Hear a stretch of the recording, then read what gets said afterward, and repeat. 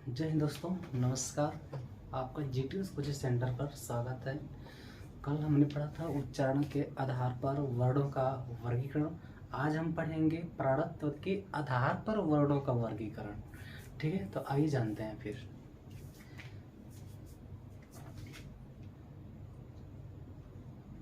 क, ख, ग, घ, छ, छ, ज, झ, ञ, ट, ठ, ड, ढ, ढ़, त, थ, द, ध, न, प, फ, ब, भ, म। ठीक, इसको हम करते हैं।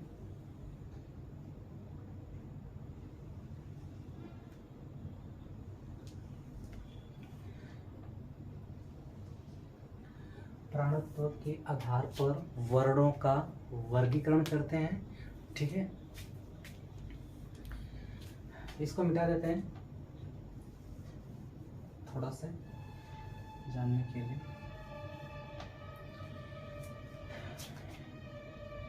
ये अपने वर्ग का कल हम बताया था कि ये क वर्ग होता है, क वर्ग में आता है, और ये च वर्ग में आता है, ये ट वर्ग में आता है, ये त वर्ग में आता है, ये प वर्ग में आता है।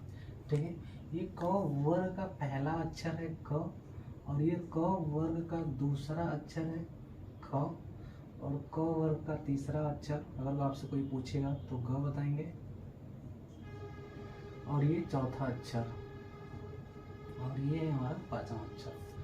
ठीक है,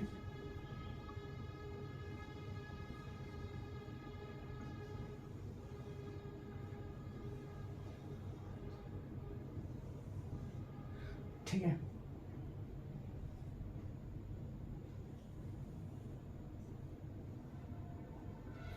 ये अपने क वर्ग में पहला अक्षर ये है पूरा, क वर्ग में सॉरी, मतलब ये क वर्ग का ये जो पांचवा अक्षर है ये, ठीक है, ये पहला, दूसरा, तीसरा, चौथा, ये पांचवा। ठीक है, इसके बाद जानते हैं प्राणत्व के आधार पर जो होता है हमारा दो होता है। प्राणत्व के आधार पर जो होता है हमारा दो होता है। पहला होता है हमारा अल्प प्राण, पहला जो होता है हमारा अल्प प्राण, अल्प प्राण व्यंजन, अल्प प्राण। ठीक है, अल्प प्राण, अल्प प्राण किसे कहते हैं? जिनके उच्चारण में कम श्वास खर्च हो, जिनके उच्चारण में कम श्वास खर्च हो उन्हें ही हम अल्प प्राण कहते हैं। ठीक है, जिनके उच्चारण में कम श्वास खर्च हो उन्हें हम क्या कहते हैं? अल्प प्राण कहते हैं। ठीक है, अपने वर्ग का पहला प्लस तीसरा प्लस पांचवा क्या होता है? देखिए, पहला, तीसरा और पांचवा, ये अपने जो है ये क च ट त प, और ये ग ज ड ध ब, और ये, ठीक है, इसे हम क्या कहते हैं? अल्प प्राण कहते हैं। प्लस अंतस्थ व्यंजन आता है अल्प प्राण में, प्लस अंतस्थ व्यंजन आता है, अंतस्थ व्यंजन, अंतस्थ व्यंजन आता है। ठीक है, अंतस्थ व्यंजन, अंतस्थ व्यंजन क्या होता है? य, र, ल और व। ठीक है, य, र, ल और व अंतस्थ व्यंजन आता है।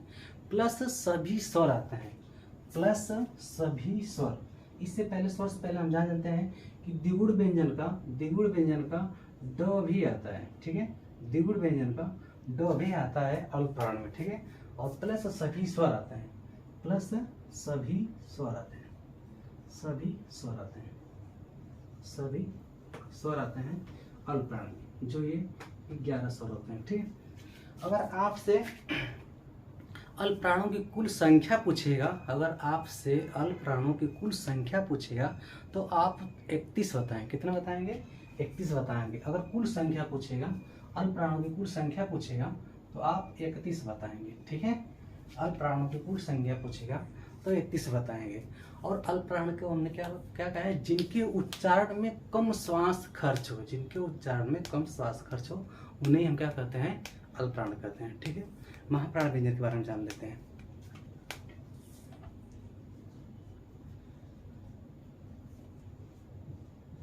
महाप्राण व्यंजन,